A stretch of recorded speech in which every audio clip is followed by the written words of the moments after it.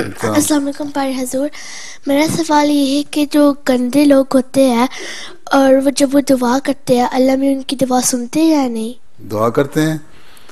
دیکھو تو دعا سننا نہ سننا تو اللہ میاں کا کام ہے نا، میرا کام تو نہیں. مجھے کیا پتہ سنتا ہے.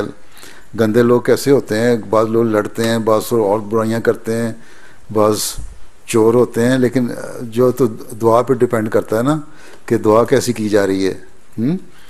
بعض لوگ چور ہوتے ہیں، رات کو گھروں میں لوگوں کی چوری کرتے ہیں، ڈاکہ ڈالتے ہیں. اور حضرت مسلم نے لکھا ہوا ہے کہ بعض ایسے چور بھی ہوتے ہیں، حضرت خلیفہ اول بتایا کرتے تھے، جو گھر سے چلتے ہیں نا دعا کر کے جڑتے ہیں یا اللہ ہماری چوری کو کامیاب کر دے. تو ایسی دعائیں تو نہیں اللہ میاں سنے گا نا کہ برائیوں والی دعائیں کو کامیاب کرے. ٹھیک ہے. اگر کوئی نیک دعا مانگے، کوئی مریض ہو، کوئی بیمار ہو، کوئی اور چیز ہو، کوئی ایسی دعا ہو جو اچھے کام کے لیے ہو، تو ہو سکتا ہے گندے لوگوں کی بھی اللہ تعالیٰ سن لے، اور سن لیتا ہوگا تبھی تو ان کو پتہ لگتا ہے کہ اللہ ہے.